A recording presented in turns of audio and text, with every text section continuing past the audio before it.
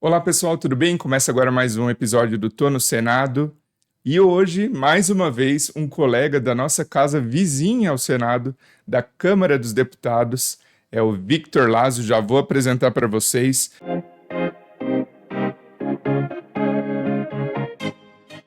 Mas antes disso, não deixe de se inscrever no canal, curtir esse vídeo, encaminhar para quem você sabe que está estudando para concurso e precisa daquela forcinha, daquela inspiração e motivação para continuar firme nessa batalha até a aprovação, sonhada aprovação. Esse episódio conta com o apoio do Gran Cursos, que é a EdTech que mais aprova concurseiras e concurseiros pelo Brasil, e também o Gran Cursos tem o objetivo de mudar a vida das pessoas por meio da educação e da tecnologia. Se você quer mudar de vida, eu vou deixar um link com desconto aqui do Tô no Senado na descrição desse vídeo para você adquirir os seus materiais. E agora eu vou apresentar o nosso colega aqui, o Victor Lazo. Bem-vindo, Victor. Obrigado, Sérgio. O Victor, galera, que é aprovado para analista legislativo, gestão e processo legislativo, é isso? Isso. Explica para a gente sobre esse cargo para iniciar e depois a gente vai fazer um apanhado geral aí da tua trajetória no mundo dos concursos. Certo. O cargo de analista de processo legislativo e gestão, ele teve a nomenclatura alterada em dezembro de 2023, logo após a prova do concurso da Câmara. Antes era denominado técnica legislativa. E, na verdade, ele é um cargo que ele é o coringa da casa, né? Então, assim, ele pode tanto ir para a área política, né, que são ali a mesa diretora, os órgãos da mesa diretora, pode ir também trabalhar em lideranças, né? Pode trabalhar em comissões, ali na parte legislativa, né? Ou então na Secretaria-Geral da Mesa, assim. E também vai para a área administrativa como um todo, né? Departamento de pessoal, departamento... deixa eu pensar aqui. Departamento de pessoal... Agora deu um branco. Mas, assim, É muito coringa mesmo. nós temos um grupo pequeno, né, dos aprovados do último concurso, nós somos 77. E, assim, tem gente espalhada na casa inteira, esse é o mais bacana. Assim, por exemplo, tem a Amanda, colega minha, sua amiga também, ela tá com o pessoal do pagamento, então quando a gente tem alguma dúvida sobre o pagamento, a gente manda. Aí tem gente que tá no plano de saúde, tem gente que tá na Secretaria-Geral da Mesa, eu tô na presidência e tem gente em liderança. Então, assim, é muito rico, assim, é muito vasta, assim, as possibilidades, né, para quem ingressa nesse cargo. Muito legal. E com o tempo, assim, pelo pouco tempo que eu completei 1 ano de casa agora recentemente, e, assim, eu vejo os colegas, assim, antigos, né, lá na minha unidade, que já passaram por vários órgãos da casa, várias unidades, e, assim, é uma experiência bem rica trabalhar na Câmara nesse cargo em específico. Então vamos lá, pessoal, vocês viram que a gente está num cenário novo aqui no Tô no Senado. E hoje aqui falando com o Victor, ele já falou como que funciona o cargo de analista que ele ocupa lá na Câmara do último concurso, né? E o Victor estava falando aqui, né, Victor, que é um cargo coringa lá no Senado, o analista administração, que é o meu cargo, a gente considera coringa. Uhum. Só que ainda assim existe o analista processo legislativo, que daí não é coringa, é bem focado na Secretaria-Geral da Mesa, no processo legislativo da casa, né? Bacana Uhum. que a Câmara teve essa sacada de fazer um cargo de analista coringa mesmo, para você poder transitar entre os diversos setores sem maiores complexidades, né? Sim. Mas, Victor, conta pra gente, você é de qual cidade? Como que surgiu assim o interesse pelo concurso público na sua vida? Eu sou nascido e criado em Brasília mesmo. Morei no Guará durante metade da minha vida, praticamente. A outra metade eu tô morando em Águas Claras. E meu interesse por concurso público veio basicamente de influência do meu pai. Meu pai é servidor público do Ministério Público da União desde 1996. Então, quando eu terminei o ensino médio, logo ele falou: Olha, Vitor, você pode escolher estudar para a UNB ou pode estudar para concurso público. Ele me deu essa oportunidade, me deu todo o suporte. E logo em 2006 já iniciei minha trajetória no mundo dos concursos. E com pouco tempo, 1 ano e meio, 2 anos, com 2 anos eu já estava tomando posse do meu primeiro cargo, que foi o cargo de técnico do FNDE, que é uma autarquia do MEC, do Executivo, né?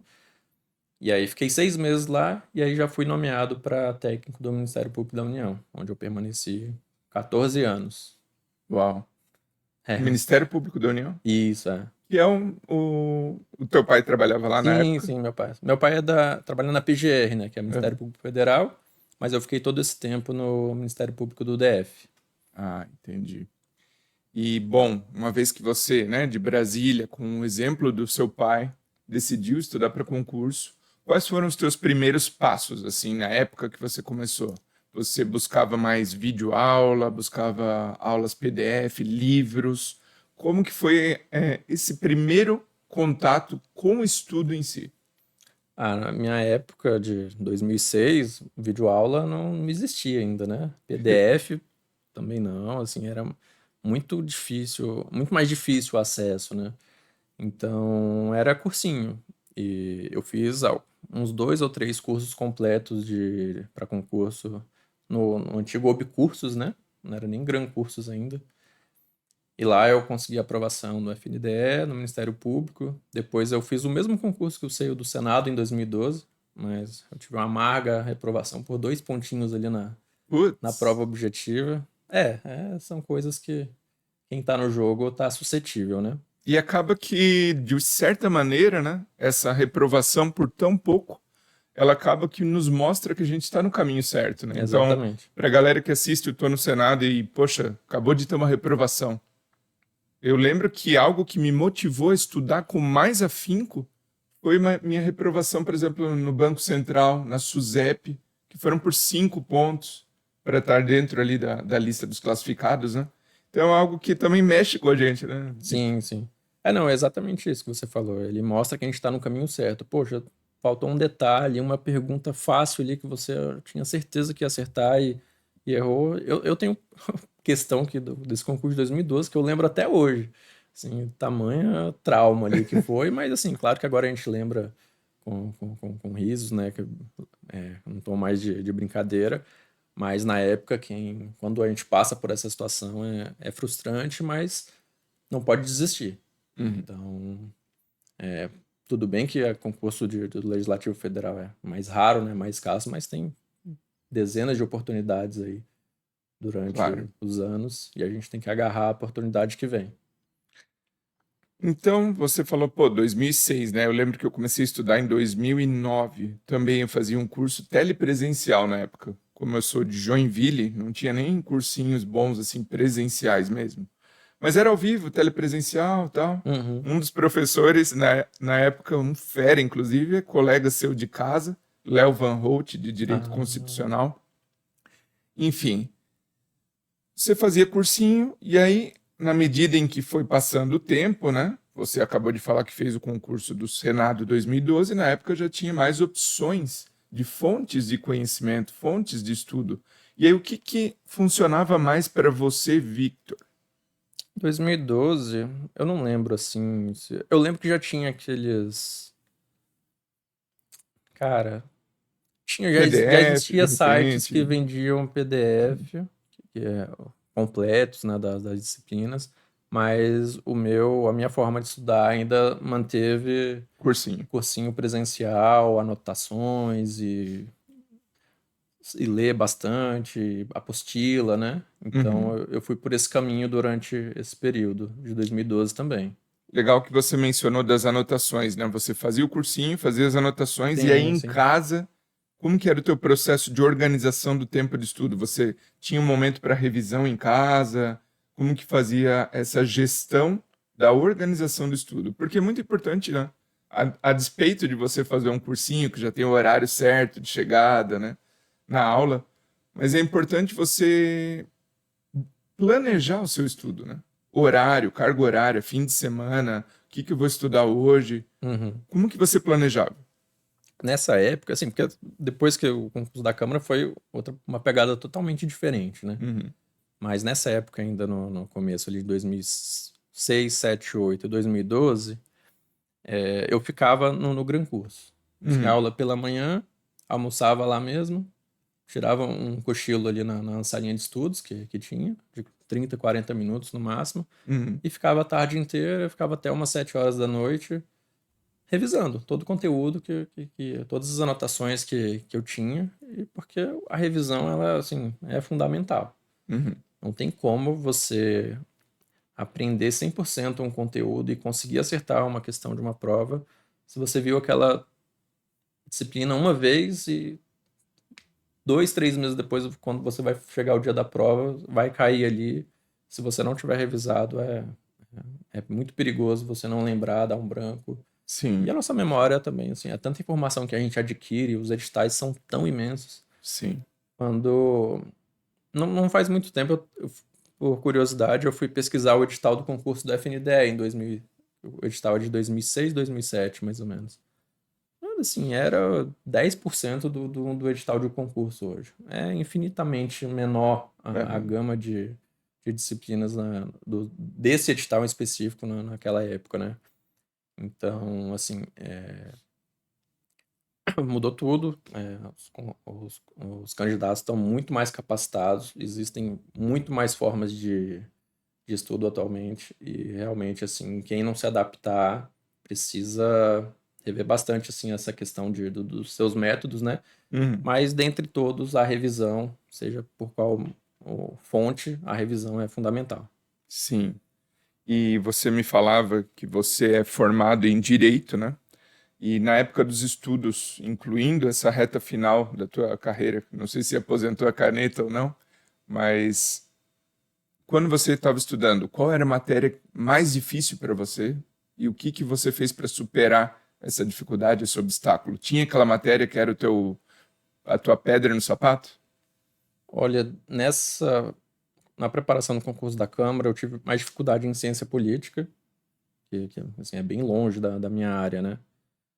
E tive dificuldade também em português. Mas em se tratando de FGV, eu acho que todo mundo concorda comigo, né?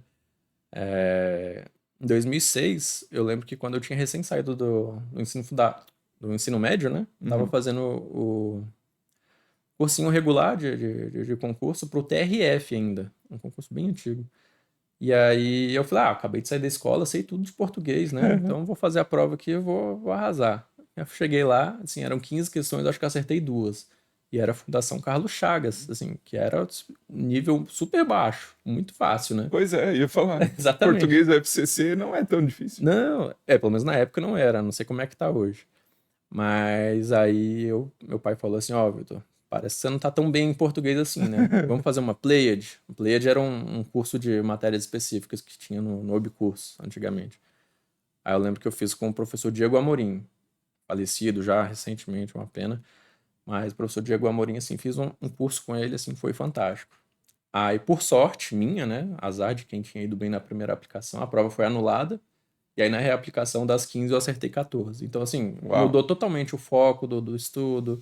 Na época, a FCC nessa época era muito decoreba de gramática, ali um pouquinho Uhum. de pontuação, aquelas coisas assim, coisas bem básicas, assim, que se você decorasse, você conseguia, né? Hoje em dia já mudou bastante o enfoque da cobrança nas provas de Sim, português, com muita interpretação. sim. E Victor, conta pra gente, a galera que assiste o canal, muitas vezes busca, além de inspiração, exemplos, né? Busca uma maneira de se motivar, dar aquele gás a mais, porque a vida do concurseiro, às vezes, ela é meio solitária, Sim. é desgastante, né? Você abdica de muita coisa, fica estudando, estudando. Queria saber de você, o que que você fazia para se manter motivado? Qual que era a tua fonte máxima de motivação, principalmente naqueles dias que a gente está num cansaço maior do estudo? Motivação, ela é uma coisa assim que a gente olha, assim, realmente, quando a gente estava estudando administração pública, né, eu tive que estudar bastante para esse concurso da Câmara, a gente vê que remuneração em si não é um fator extremamente motivador. Claro que você olha aquele número ali, poxa, bacana, tal, não sei o quê, mas aquilo vai te dar o norte, mas trilhar aquele caminho árduo ali não é suficiente. Você precisa de mais. Eu precisei de muito mais, né, do que um simples número ali no edital. Até porque quando a gente se inscreve para um concurso, a gente almeja alcançar aquele êxito, mas a gente sabe que a chance é relativamente baixa, porque tem muita gente, tem vários fatores que podem influenciar. A gente pode estar mal no dia da prova, a gente pode estar mal durante a preparação, pode dar um azar de cair questões que a gente não lembra ali na hora, mas enfim. Mas o que me motivou mais, sem sombra de dúvidas, foi depois que meu filho nasceu. Eu lembro como se fosse agora, assim, eu olhei pro lado, assim, onde ele tava dormindo, ele tinha 6, 7 meses de vida. Foi no concurso do Senado de 2022. Eu falei, caramba, meu cargo atual não tá suprindo a minha necessidade, mas tô muito limitado. Pra você ter ideia, eu não tinha condições de colocar meu filho numa creche nessa época.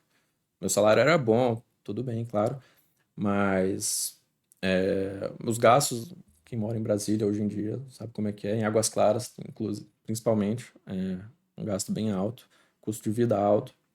Minha mãe está aposentada, entre aspas, porque a gente que financia todo o custo de vida dela, eu e mais 3 irmãos. Então, assim, uma parcela boa da remuneração e vai para ela todo mês, desde então.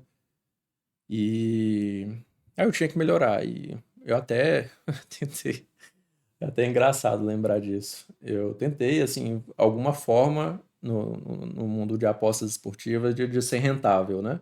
Eu nunca gostei de apostar, mas então eu fazia uma espécie de jogo, a gente chama de arbitragem, né?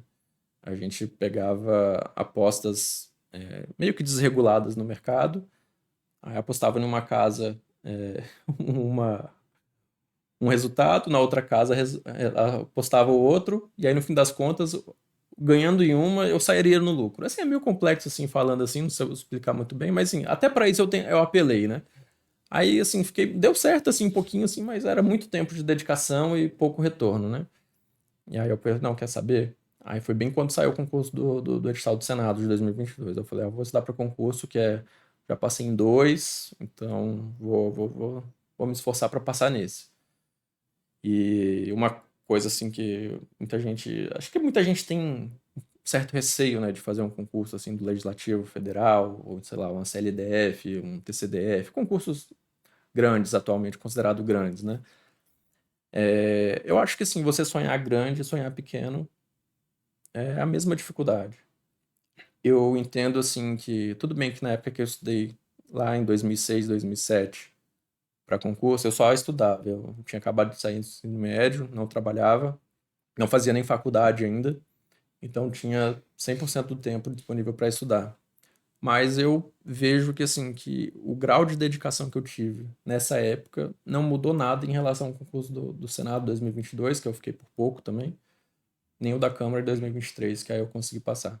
Então, voltando à questão da motivação, é, realmente assim de dar uma condição melhor pro meu filho, para minha mãe também, né, claro, e para mim, para minha esposa, é, por consequência, né?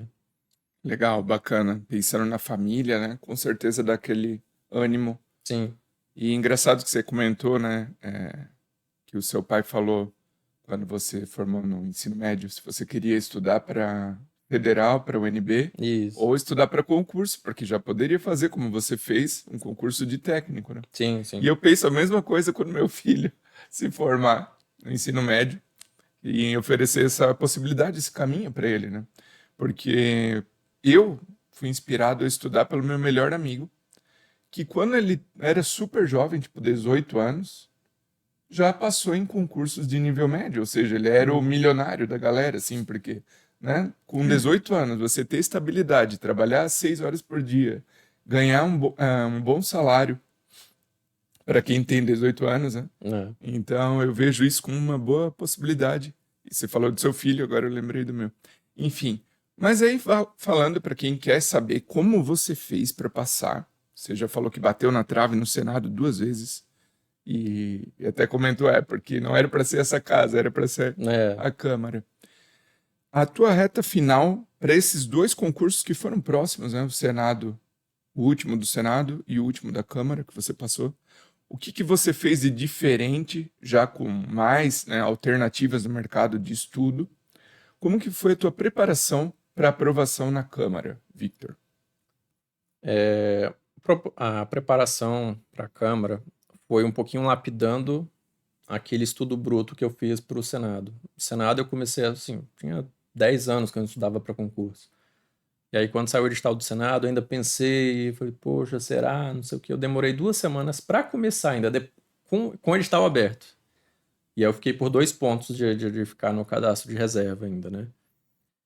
E aí quando, sa...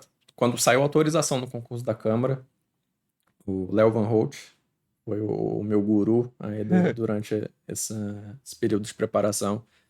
Ele lançou um curso de regimento interno e de processo legislativo. Aí eu falei, não, agora eu vou começar com um pouquinho mais de antecedência. Tinha somente a autorização do concurso, né? Então o edital ainda estava iminente. Eu lembro no dia que saiu o edital, eu já estava terminando o curso dele de regimento interno. Então, assim, já saí com uma vantagem muito grande para a pessoa que, assim como no Senado, deixou para se preparar depois que o edital saísse, né? Sim, Então, foi por aí. E aí, eu fui atrás dos melhores materiais disponíveis no mercado, né? Na minha concepção, né? Claro que sim. isso é muito relativo. Então, assim, eu apostei muito minhas fichas no Léo, Uhum. que foi um cara, assim, excepcional. Assim, a gente via a dedicação dele para tentar nos motivar e para, assim, se levando à exaustão para conseguir cumprir o cronograma dele e passar para gente o melhor que ele podia. Sim, muito legal isso que você comentou. É, que, né, tem professores que realmente eles estão comprometidos com o sucesso daquele aluno, né? Eu Sim. tinha meu professor na época também, infelizmente faleceu, que era auditor do TCU também, o senhor Nil Borges. Ele era um professor que me motivava muito. Então é importante ter professores assim.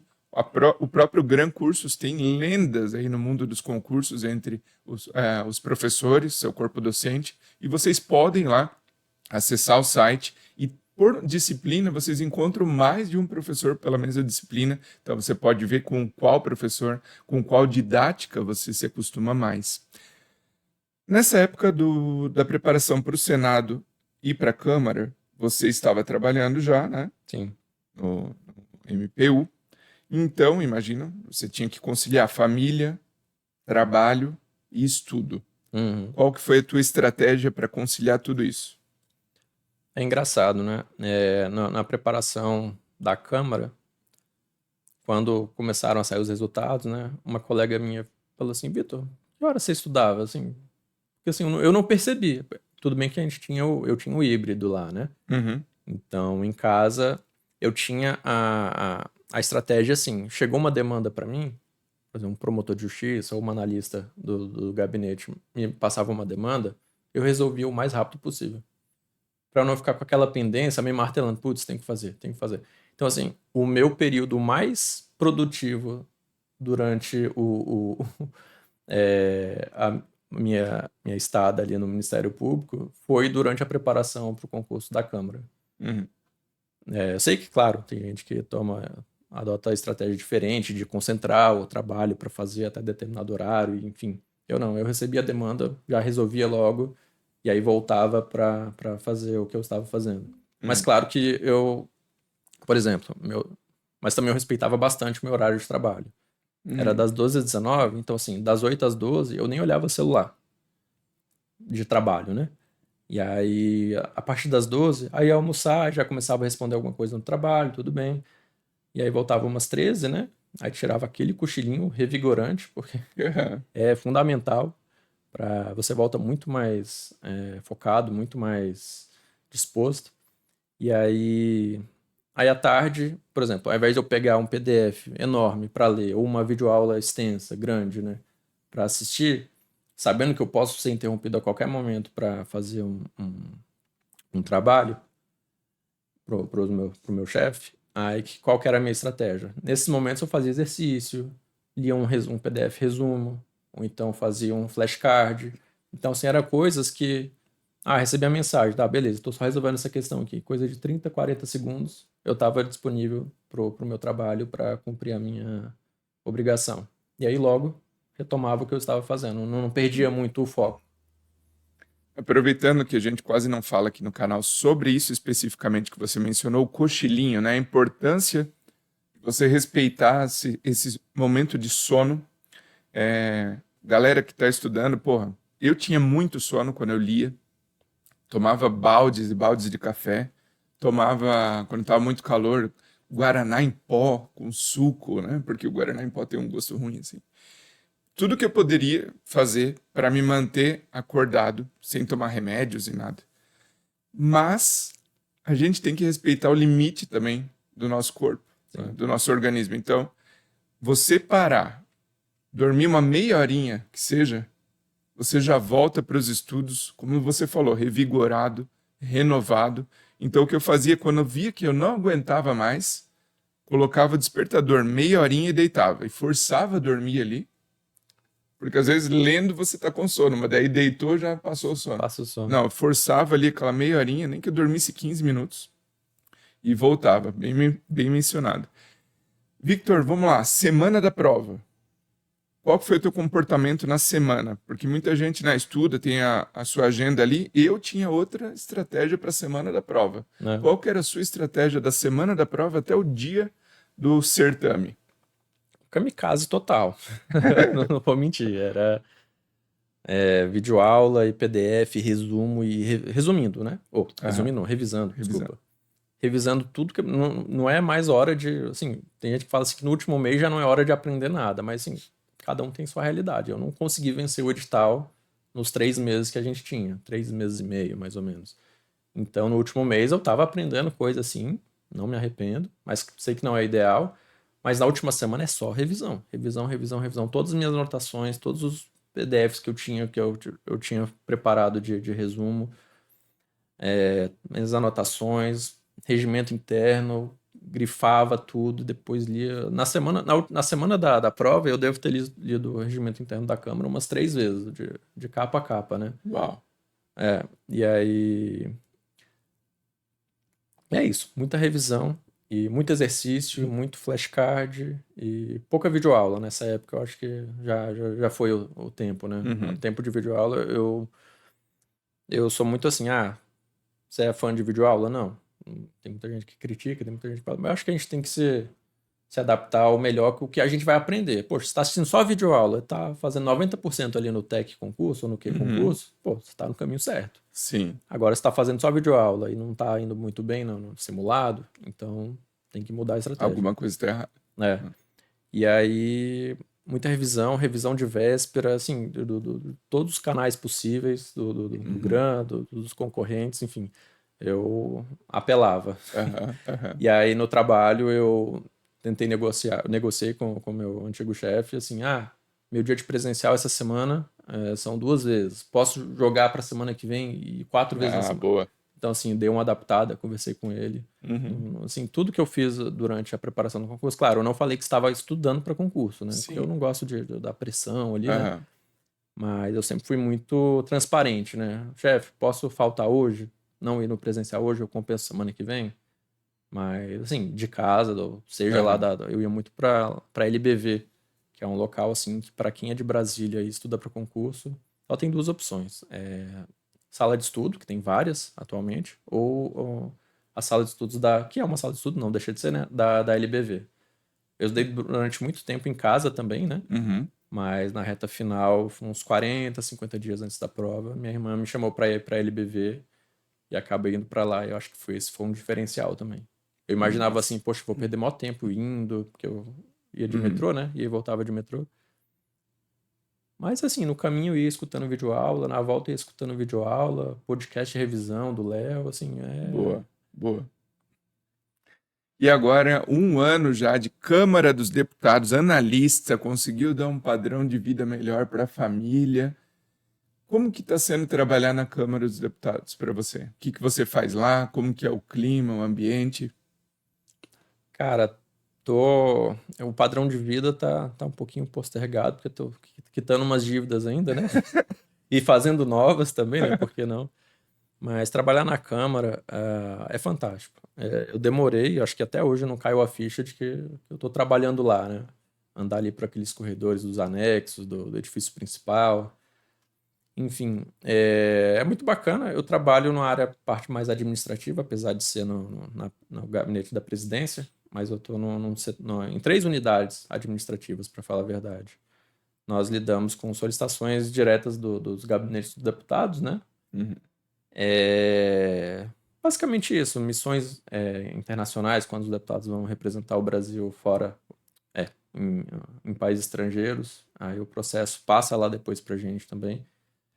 Mas eu não me limito, eu tento não me limitar, claro, né, a fazer minhas atribuições somente ali. Por exemplo, quando tem alguma oportunidade, como teve ano passado o P20, Uhum. né, o Eu P20 trabalhei para no quem P20 também. trabalhou também, o P20 para quem não sabe, é o Fórum Parlamentar daqueles países que são membros do G20. O G20, claro, é Boa. no âmbito do executivo, ali os presidentes da República, dos países que fazem parte. E aí o Congresso Nacional, em 2024, foi sede do P20, que foi o Fórum Parlamentar, e nele eu trabalhei como oficial de ligação, foi uma experiência incrível, assim. Ah, que legal. De qual país? Trabalhei com a delegação da Arábia Saudita. Foi uma Massa. experiência ímpar, foi extremamente produtivo e, cara, assim, eu trabalharia ali, digamos assim, voluntariamente, enfim, mas Mas ganhou a hora extra ganhando hora extra. maravilhosa. Não, foi mesclado. A gente ganhou hora extra, mas ganhou banco de horas também. Ah, legal. Mas, assim, eu digo assim, que quando saiu o primeiro edital de processo seletivo, né, para atuar no P20, não tinha nem previsão de pagamento, né? Uhum. E aí, eu perdi o prazo para me inscrever, eu me arrependi pra caramba. Aí uma colega minha que tinha se inscrito, ela, poxa, Vitor, perdeu. Eu falei, cara, perdi uma oportunidade Uhum. tremenda, né? Aí reabriu, eu fui lá, me inscrevi. Eu nem vi que tinha possibilidade. Quando eles reabriram, eles falaram que eu tinha possibilidade de pagar hora extra. Uhum. E aí eu nem vi isso, eu só me inscrevi. Aí eu falei, não, agora eu vou participar. E aí agora recente, mês passado não, no começo desse mês, né, teve o BRICS parlamentar, né? Que Estamos também. gravando essa entrevista, pessoal, dia 19/6. Pleno E feriado, Victor Lazo aqui, vamos agradecer, compartilhando o conhecimento dele, a história dele com vocês. Pleno feriado, Corpus Christi. E ele vinha falando que neste mês, no início do mês, né, 3 a 5 de junho deste sim, ano 2025, isso. conta pra gente, teve lá no Congresso outro evento dessa magnitude do P20, né? Isso é. Em termos de número de delegações, foi bem menor, foi basicamente metade. Mas, assim, grandiosidade do evento Uhum. não perdeu em nada pro P20. Que Foi foi um o do evento, BRICS. Isso. que foi o BRICS parlamentar, Uhum. que assim como tem também os membros do BRICS que fazem parte do Poder Executivo, Uhum. que o Brasil é um país membro original, né? Uhum. E então foi muito rico também. Dessa vez eu não fiquei com delegação, eu fiquei na parte de suporte aos oficiais que ficaram com delegação. Então, assim, eu Legal. pude ter uma visão macro, assim, dos perrengues dos colegas, mas foi, assim, muito gratificante também, muito motivante, né, pra gente, bem motivador a gente trabalhar, assim, coisas, eventos, assim, que, poxa, um ano atrás eu nem imaginava que isso existia, 2 anos atrás eu não imaginava que nem que estaria na Câmara ali, claro que desejava, lógico, né, quando a gente Uhum. faz a prova, a gente quer passar, a gente quer trabalhar lá, mas de pensar aí Uhum. esse objetivo se cumprir, tem um caminho Legal. bem árduo. Aproveitando essa tua frase do nem imaginava, eu já falei várias vezes aqui no canal que eu nem me imaginava numa lista de aprovados em concurso, que eu achava tão impossível, né? Eu achava os caras assim ídolos, quem era concursado e tal. E a gente não imaginava, mas continua ali na batalha, né? Estudando, porque acreditando no sonho, né? Aproveitando essa tua frase, pô, nem imaginava estar na Câmara e tal. Deixa um recado final para a galera que está nos assistindo e acompanhou essa tua entrevista, essa tua história. Deixa um recado final de motivação e de até de esperança, né? A galera que também tem essa insegurança do, poxa, nem me imaginava estar no TCU, no Senado, na Câmara ou em qualquer outro órgão dos sonhos. Uhum. Cara, uma frase para tentar motivar, assim, funcionou para mim quando eu tive a segunda reprovação no Senado, é levantar a cabeça e enxergar a próxima oportunidade. Ficar remoendo o passado assim, não vai te ajudar em nada e tem que pagar o preço, assim, tem que abdicar mesmo. Ah, poxa, mas é um churrasco com os amigos. Cara, mas como é que. O problema não é ali o momento, sei lá, um domingo à tarde. Beleza, você tem o direito de descansar também. Mas você vai um domingo à tarde, mas que hora você vai sair de lá? Você vai beber Uhum, bebida alcoólica? Então, como é que você vai estar no dia seguinte? A questão maior é como você estará no dia seguinte. E o sono não é só o sono dentro ali do período de estudos, ali depois de uma manhã de estudo, você tira um cochilinho de meia hora. Cara, o sono da noite, ele é primordial. Então, assim, quem dorme bem. Eu lembro que eu chegava da biblioteca relativamente tarde, né? Da sala de estudos, por volta das 9 da noite. Então, quando dava umas 10h30 no máximo, eu já estava dormindo. E no dia seguinte, 6h30, mais ou menos, eu Uhum. levantava, tomava um café, comia alguma coisinha e já ia para a sala de estudos. Então, assim, você tem que confiar no processo. Tem um mito aí que existe uma fila dos concurseiros, né? Que assim, tem que respeitar a fila, assim, vai passando. Não, não existe essa fila. Eu, em 2 pós-editais, consegui resolver minha vida. Então, você tem que, assim, quanto mais você se dedicar, mais rápido você vai lograr êxito ali naquele seu objetivo. Isso vale para qualquer área da vida, né? Seja em concurso público ou outra área que você for mais afeto. Legal, muito obrigado, Victor Lazo, analista da Câmara dos Deputados, pela participação aqui no Tô no Senado. Obrigado, Sérgio. Foi um prazer estar aqui. Espero que possa motivar alguém que esteja aí assistindo a seguir em frente, não desistir e conseguir também uma sonhada aprovação em um concurso. Boa. E obrigado a você que acompanhou esse episódio do Tô no Senado. Se você gostou, não deixa de curtir. Compartilha com aquele seu amigo, familiar, aquele seu colega que você sabe que está estudando para concurso ou que você quer também que a pessoa mude de vida por meio do concurso público. Esse episódio contou com o apoio do Gran Cursos, EdTech que mais aprova concurseiros e concurseiros pelo Brasil. Eu vou deixar um link aqui na descrição do vídeo com um desconto exclusivo para você adquirir os seus materiais e qualidade para o seu estudo para concurso. Nos vemos no próximo.